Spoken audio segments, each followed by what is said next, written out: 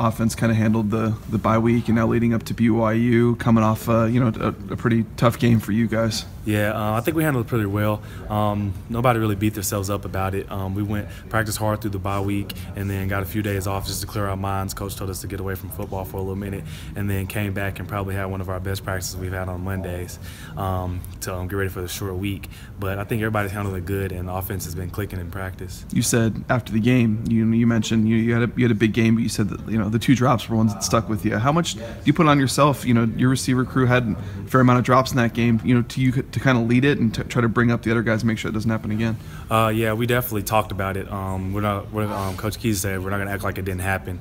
So we talked about it. We worked on it in practice, and that was the emphasis this week, for the receivers catch the ball and be physical in the run game. So we worked on those all week, and I think it's gotten a lot better. Everyone knew you were going to be the leader of this group, and how much do you put on yourself to kind of continue to be that way and kind of trying to foster those other guys to get involved and help bring them up? How much do you put that on yourself to help them out too? Definitely. I don't beat myself up about it because most of the guys we're all around the same age, so they're definitely working as hard as I am. And I just think they look at me when things are like going wrong, but then I tell them, I'll be like, hey, you can change it just like I can. So we're all pretty much on an even playing field. How do you think the rest of the group's coming along? Other than you, not a lot of production, from some of those guys. We heard a lot during fall camp. How do you kind of think those guys are coming along? Do they need to help you out a little bit more? I think they're coming along good. They know it's just the 4th game of the season. We have a long season.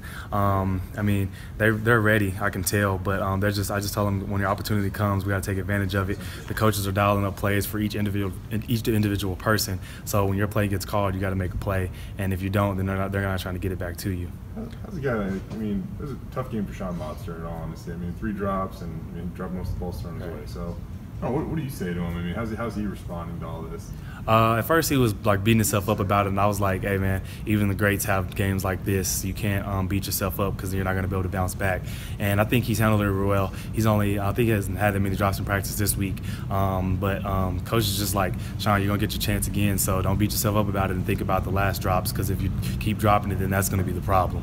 What do you think Sean is capable of, and how important is it to make sure that you kind of do build his confidence after a game like that? I think Sean's he has a lot built in, because usually every spring game or every scrimmage that we have, he usually goes crazy in it. So I think he's capable of it. I'm ready to see him have a breakout game because he definitely has it. I think it's going to come out some sooner or later. Said you've been a guy that everyone knew was going to be a guy who's going to be a top target on this team, and you've been that way so far. How would you assess how you've done so far this season, kind of being that guy, and you went into the season kind of expecting it?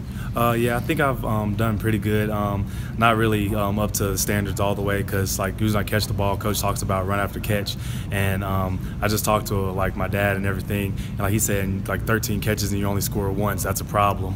So I think just me working on that. When I get the ball, I got to do something with it and get in the end zone so I can help the whole team. You don't think your run after the catch has been too good? Because some of them we've seen. You run about as hard as a wide receiver can, but you think that there's still room to get better there? Or yeah, there's definitely room to get better. If I'm catching it and not scoring, I feel like usually every time I want to catch the ball, I want to score. So I definitely have somewhere to improve. But then also the smart plays when I know I'm not going to score, just getting down. I've worked on that a lot, not just taking big shots.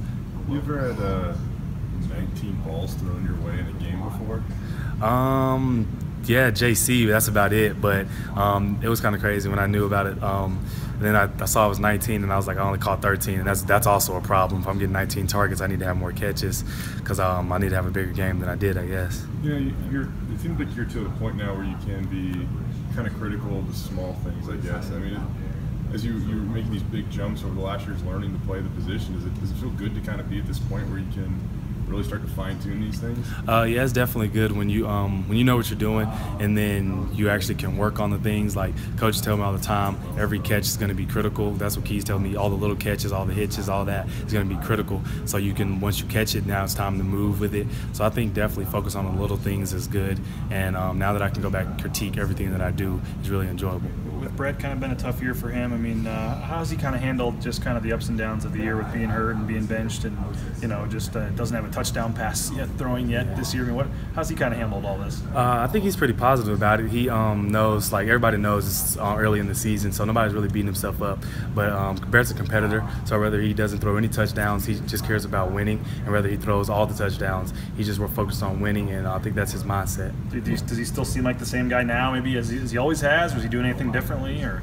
Oh yeah, he's definitely still the same guy. I mean, obviously he's getting more vocal because all the seniors that left last year, and now we have to step up. That's probably the only difference is he's getting more vocal. But he's pretty much the same guy. I live with him, so.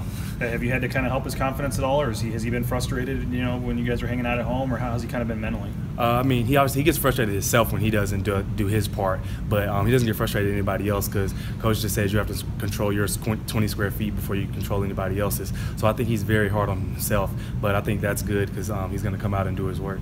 What's key for you guys to do well in the pass game against BYU? You said what? What's key for you guys to do well in the pass game against BYU on Friday? Just catch the ball. The quarterbacks are definitely putting it there, as we can see, but we just have to come up with it and then run our routes and be in the spots that we practice, not getting out there and just running crazy, being excited because the crowd's big. Just being where the quarterbacks know we're going to catch the ball and then be physical in the run game because that will definitely open up the pass.